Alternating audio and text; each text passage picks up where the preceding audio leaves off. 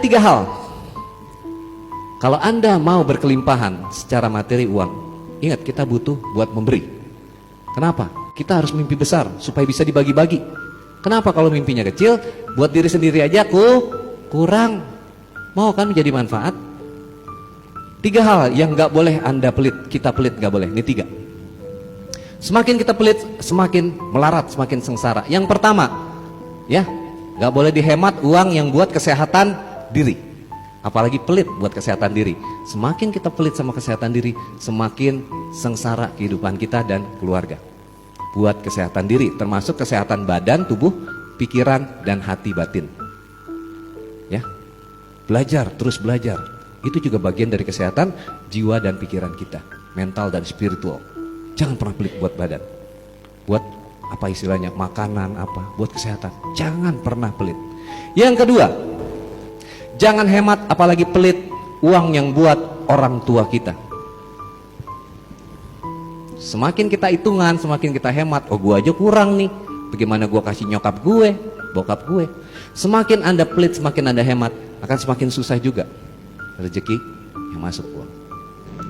Ada berapa? Ada. Angkat tangan yang masih punya ibu di sini, di pemirsa di rumah. Makmurkan ibumu. Ya, pemirsa juga makmurkan ibumu. Kalau ada seseorang yang nasibnya masih ngeblangsak, masih susah, masih ruwet, ya, nasib itu dari ibu, nasab dari ayah. Berarti kalau nasibnya masih ruwet, masih sungsang sumbel, masih melarat, ada masalah dengan ibunya. Karena garis nasib dari ibu, nasab dari ayah. Maka perbaiki hubunganmu dengan ibu. Makmurkan ibu. Mumpung ibu masih ada. Saya udah gak punya ibu. Satu-satunya yang saya miliki waktu beberapa bulan lalu adalah ibu mertua. Tapi beliau juga sudah berpulang. Mumpung masih ada, makmurkan. Gak usah nunggu besok. Jangan kasih Al-Fatihah kalau buat orang yang masih hidup. Al-Fatihah. Kasih hadiah. Kalau orang udah meninggal, baru kasih Fatihah. Tapi yang masih hidup mah kasih hadiah. Ya, jangan pernah pelit buat ibu. Dan yang ketiga, jangan kamu hemat apalagi pelit yang buat belajar, mengupgrade diri kita. Bagi punya anak, yang Anda punya anak, sekolahkan, ya. Jangan hitung-hitung biaya. Insya Allah dapat. Bismillah, dapat. Dan buat diri kita yang udah nggak sekolah, tetap harus belajar. Ini yang namanya belajar. Ada seminar, ada workshop, ada juga training. Dan ketika belajar, itu investasi sebenarnya. Kita bukannya bayar, tapi investasi. Bang Wendy, kenapa ilmu harus bayar? Saya ilmu nggak pernah saya jual belikan ilmu saya. Saya belasan tahun, puluhan tahun ilmu saya ilmu barat dulu, baru balik ke ilmu timur kita di leluhur sini. Saya pelajari hipnosis, hipnoterapi, ya, neuroscience, mind power, kekuatan pikiran. Setelah saya rasa cukup, saya kembali ke timur. Bukan cukup belajarnya, lumayan, ya kan? Ya, saya kembali ke ilmu timur, berguru kemana-mana, sehingga saya ketemu dengan ayah guru. Alhamdulillah. Jadi teman-teman, ilmu itu nggak akan yang kita bahasanya bukan kita beli, tapi kita investasi. Itu nggak akan pernah hilang. Maka bayaran saya bisa mahal, ya karena saya punya ilmunya.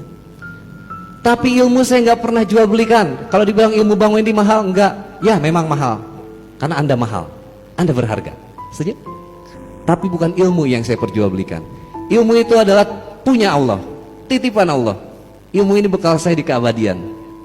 Yang saya tidak boleh kasih murah. Anda juga begitu kalau punya ilmu sesuatu. Ada dua hal, ekspertis dan waktu. Ekspertis itu keahlian Anda. Anda bisa ahli di bidang ini, itu perjalanan puluhan tahun, betul? Dan itu nggak boleh dikasih gratis sama orang. Murah aja jangan. Dan waktu yang diberikan. Anda punya ekspertis, kasih ilmu ke orang, waktu itu nggak pernah bisa di rewind. Artinya ketika Anda harus bersama orang yang dicintai, tapi Anda meluangkan waktu buat orang-orang itu harus dihargai dan itu mahal. Setuju?